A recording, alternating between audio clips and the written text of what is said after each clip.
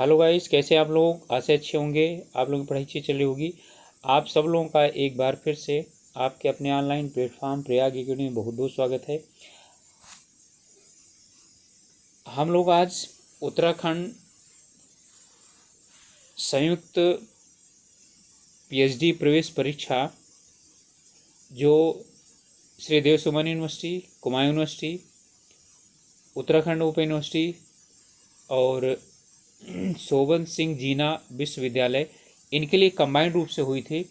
उसके पीएचडी प्रवेश परीक्षा का जो पहला प्रश्न पत्र रिसर्च मेथोलॉजी यानी कि शोध अभिक्षमता, उससे संबंधित हम लोग आज जो प्रश्न पत्र आया था उसे हल करेंगे। तो चलिए शुरू करें। इससे पहले आप लोगों से एक रिक्वेस्ट है कि आप लोग चैनल में नए हैं या चैनल को सब्सक्राइब नहीं किया है तो प्लीज़ ज़रूर सब्सक्राइब कीजिएगा। चलिए तो टाइम ना ख़त्म करते हुए शुरुआत करते हैं। इनमें से कौन सा प्रोग्राम लैंग्वेज नहीं है? ठीक है, तो जावा, पास्कल और C++ प्रोग्रामिंग लैंग्वेज है। माइक्रोसॉफ्ट ऑफिस जो है ये प्रोग्रामिंग लैंग्वेज नहीं है, ये सॉफ्टवेयर है। तो लैंग्वेज अलग होता है, सॉफ्टवेयर अलग होता है। ठीक है, HTML is use to create. HTML का प्रयोग क्या करने के लिए किया जाता है? तो ये वेब पेज बनाने के लिए किया जाता है, यानी वेबसाइट बनाने के लिए किया जाता है, वेब सर्वर नहीं। ठीक है, वेब पेज बनाने के लिए इसका प्रयोग किया जाता है, जिसे आप बोलते हैं वेबसाइट। जो वेबसाइट होती है ना, वो वेब पेज ही होते हैं। ठीक है, उन्हें बनाने के लिए HTML हाइपरटेक्स्ट मार्कअप लैंग्वेज, ये भी क्या है? एक भाषा है। इस बात है, इनमें से कौन सा इनपुट डिवाइस नहीं है? तो इनमें से इनपुट डिवाइस का मतलब है जिससे हमें क्या मिलता है, यानी कि जिसे हम देते हैं। कंप्यूटर को कुछ भी जो देना हुआ वो इनपुट डिवाइस से देते हैं।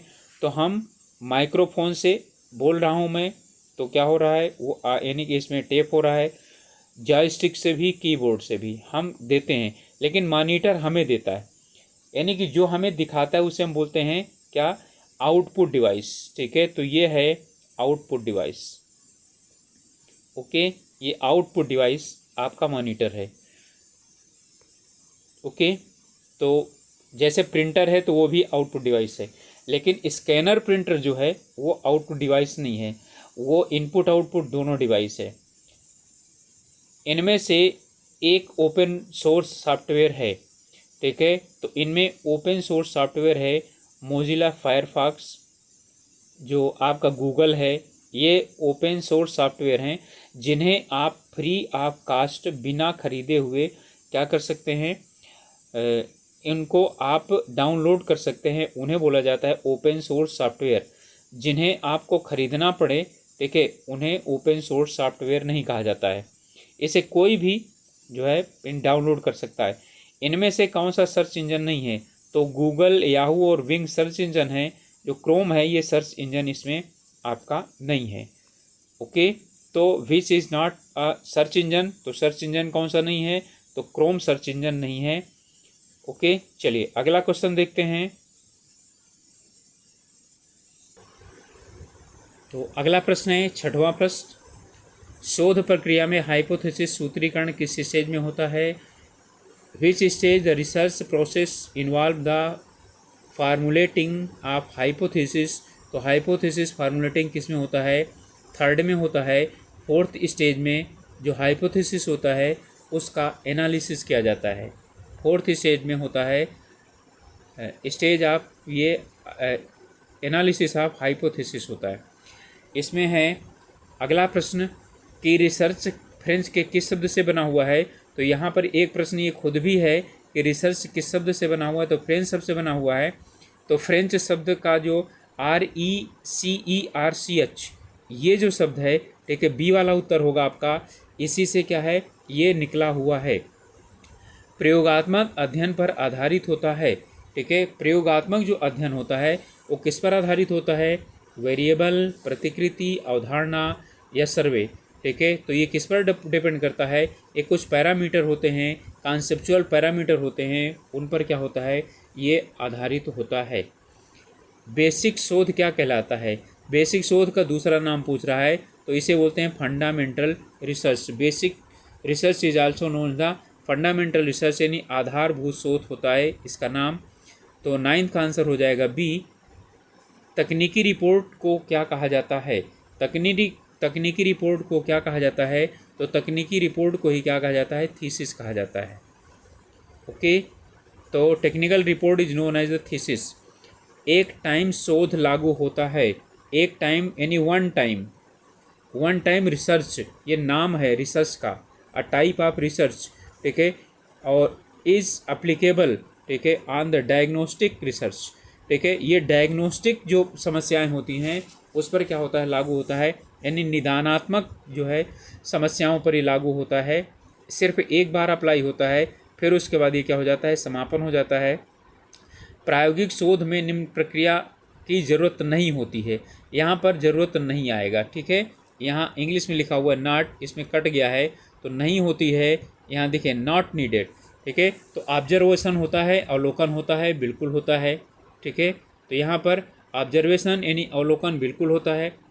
फिर इसके बाद है यानी कि कॉन्टैक्ट यानी अनुबंध बिल्कुल होता है। कंटेंट एनालिसिस बिल्कुल होता है। तो यहाँ पर क्या नहीं होता? हेर फेर नहीं होता, ठीक है, यानी कि मैनिपुलेशन नहीं होता है प्रायोगिक शोध में। तकनीकी रिपोर्ट का संक्षिप्त सर्वे क्या कहलाता है? तो तकनीकी रिपोर्ट का संक्षिप्त सर्वे कहलाता है a short survey of the technical report is called the abstract, यानी कि जब पूरा रिपोर्ट ना हो, ठीक है, और उसमें सिर्फ तकनीकी रिपोर्ट हो, उसको लागू किया जाए, उसे सर्वे जो है लागू किया जाए, उसे बोलते हैं एब्स्ट्रैक्ट। दस्तावेज विश्लेषण किया जाता है, ठीक है, तो दस्तावेज विश्लेषण किसमें किया जाता है? तो दस्तावेज विश्लेषण आपका जिसमें दस्तावेज एकत्र किए जाते हैं, ठीक है, तो दस्तावेज जो होता है वो फील्ड शोध के अंतर्गत क्या किया जाता है? प्रयोग किया जाता है। अच्छे शोध रिसर्च में शामिल है, तो अच्छे शोध में क्या शामिल है? गुड रिसर्च है यानी सिस्टमेटिक होता है, लॉजिकल एंड इम्पीरियल होता भी है, और है रिप्लिकेबल होता है, यानी कि ऑल ऑफ दीज हो गया, तो इसमें सभी होते हैं। n+1/2 किस में लागू होता है? तो ये माध्यिका में लागू होता है। जब कोई भी हमारा वो जो चर होता है, यानी कि जो n की वैल्यू है वो क्या होती है? विषम होती है, यानी कि ऑड होती है, ऑड नंबर होता है। जब कोई भी इसमें हमारा n की जो वैल्यू है, ठीक है, वो ऑड नंबर होती है, यानी कि विषम संख्या होती है, ठीक है। जब r विषम होती है तब हम इसका प्रयोग करते हैं, तो ये माध्यिका के लिए हो गया, मीडियन के लिए हो गया। लेकिन जब सम होता है तो उसे डायरेक्ट n/2 कर देते हैं, ये निकल जाता है। तो माध्यिका बराबर n+1/2, यानी कि n+1/2 जो टर्म होता है, ठीक है, वो हमारा क्या हो जाता है? वो इसमें हो जाता है माध्यिका, ठीक है। तो ये माध्यिका के लिए है। इसके बाद 17 क्वेश्चन है, इसमें कह रहा है मानक विचलन यानी SD वो कैलकुलेट किया जाता है। कैलकुलेशन का फार्मूला जो होता है, अब यहाँ पर सभी फार्मूले गलत हैं, लेकिन ये जो है यही माना जाना चाहिए, सही फार्मूला इतना होता है, अंडर रूट के अंदर पूरा होता है, ठीक है, अंडर रूट के अंदर पूरा होता है, ठीक है। तो लेकिन अब जब इसमें कोई है ही नहीं है, तो ये है, इस क्वेश्चन पर आप लोग जो है अपनी वो लगा सकते हैं, ठीक है। कहीं किसी भी किताब में आप क्या कर लीजिएगा, देख लीजिएगा, आपको ये फार्मूला मिल जाएगा, ठीक है, सही वाला। आगे है, कह रहा है कार्ल पियर्सन का सहसंबंध गुणांक ज्ञात किया जाता है, ठीक है, किसके द्वारा ज्ञात किया जाता है? इसका आपका जो फार्मूला है वो ये है। वैसे वास्तविक जो फार्मूला होता है वो अलग होता है, ठीक है, लेकिन यहाँ पर ये दिया हुआ है तो हम क्या करते हैं? ए वाला फार्मूला ही हम लोग इसको लगाते हैं।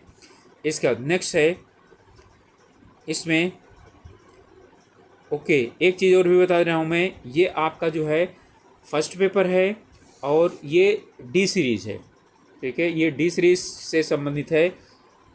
ANOVA, ये हम इसको जानते हैं, इसे वो जानते हैं हम एफ टेस्ट के यानी कि रूप में जानते हैं। और एफ टेस्ट का जो मतलब होता है, ठीक है, उसका मतलब होता है फिशर एनालिसिस टेस्ट। ये फिशर एनालिसिस टेस्ट जो है ना, यानी कि ये होता है। फैक्टर विश्लेषण की महत्वपूर्ण विधि कौन सी है? ठीक है, important method of factor analysis, ठीक है। तो फैक्टर एनालिसिस की जो विधियाँ होती हैं वो ऑल ऑफ दीज होती हैं, सभी होती हैं, ठीक है। सेंट्रल विधि, सेंट्रलाइज्ड विधि भी होती है, प्रिंसिपल कंपोनेंट विधि भी होती है, ठीक है, और अत्यधिक यानी कि लाइकहुड विधि भी क्या होती है, इसके अंतर्गत आती है, ठीक है। अब यहाँ देखिए इस क्वेश्चन में भी क्या किया है, गड़बड़ किया इन्होंने। यहाँ SPSS दिया हुआ है, यहाँ SPS दिया हुआ है, तो यहाँ पर SPSS भी होना चाहिए था। ये जो है ना प्रयुक्त होता है किसके, फैक्टर विश्लेषण पूर्ण करता है, ठीक है, to perform the factor analysis. ये फैक्टर एनालिसिस का क्या करता है, ये एक सॉफ्टवेयर है कंप्यूटर का जो क्या करता है, इस पे यानी कि प्रयोग किया जाता है।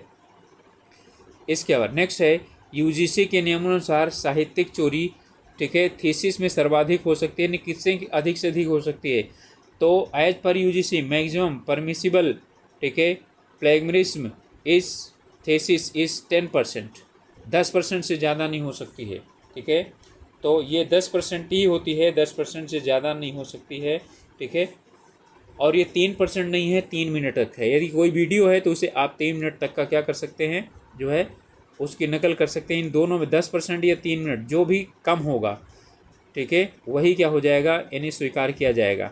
इस वजह से शोध का पहला कदम क्या होता है, ठीक है, तो शोध का जो पहला कदम होता है वो क्या सेलेक्टिंग द प्रॉब्लम होता है, ठीक है, या आइडेंटिफाइंग द प्रॉब्लम होता है, ठीक है, अथवा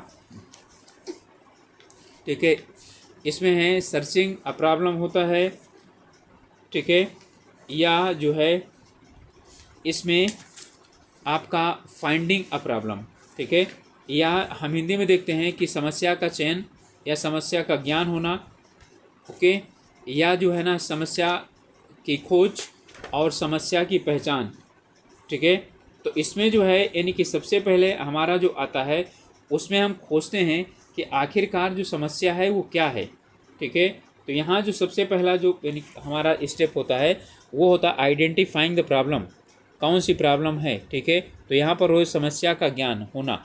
देखिए ये हिंदी में आप देखेंगे तो हिंदी में सही तरीके से नहीं चेक इन कर पाएंगे, आप इंग्लिश में देखेंगे तभी अच्छी तरीके से कर पाएंगे। ये तो सब गूगल ट्रांसलेट हैं, इसलिए इतनी प्रॉब्लम इस तरह से आ रही हैं। अगला है नल हाइपोथेसिस का परीक्षण शोधकर्ता में प्रयुक्त करता है, देखिए attest null hypothesis a researcher uses T test, ठीक है, वो टी परीक्षण का यूज़ करता है।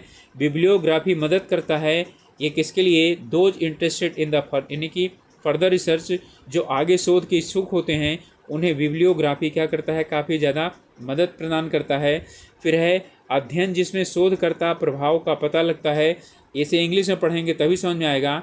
The study in which the investigator attempt to trace an effect is known as, ठीक है, तो उसे हम बोलते हैं सर्वे रिसर्च, ठीक है, तो सर्वे शोध को क्या करता है, ठीक है, इसमें प्रभाव दिखाई पड़ता है। सैंपल के आधार पर सामान्य निष्कर्ष तकनीकी रूप कहलाता है, ठीक है, इसमें कह रहा है general conclusion on the basis of the sample technology is known as the, ठीक है, देखिए ये पैरामीटर इंटरफ्रेंस नहीं होता, ठीक है, ना तो स्टैटिक इंटरफ्रेंस होता है, ये होता है क्या, डेटा एनालिसिस एंड, ठीक है, इंटरप्रिटेशन, तो डेटा विश्लेषण होता है। आधारभूत शोध प्रदर्शित करता है, ठीक है, ये प्रदर्शित करता है नई खोज को, ठीक है, fundamental research based on the expound new principles, ठीक है, इसके बाद है खोज को प्रमाणिकता होती है, ठीक है, authenticity of research finding it क्या होता है ये, यानी इसमें मौलिक होता है, ओरिजिनलिटी, ठीक है, ये मौलिक होता है। इसके बाद है जब जनसंख्या स्थिर हो तो कौन सी तकनीकी प्रयोग करती हैं, when which technique is use, ठीक है, when the population is finite, तो इसमें होता है सिस्टमेटिक सैम्पलिंग, ठीक है, तो इसमें वर्गीकृत जो नमूना होता है उसे क्या करते हैं, प्रयोग किया जाता है।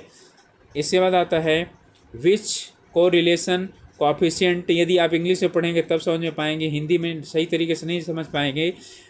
Coefficient best explains the relationship between the creativity and intelligence, creative और इंटेलिजेंस को कौन सा कोएफिशिएंट क्या करता है, दोनों के मध्य जो है क्या करता है, यानी कि संबंध स्थापित करता है, तो ये होता है 0.2, ठीक है, 0.2 होता है। यहाँ पर कहीं आंसर नहीं दिया है तो हमें इसमें क्या लगाना है, 0.3 पर ही लगाना है, ठीक है, तो 0.2 के करीब होता है तो ये 0.2 लगा देंगे इसमें।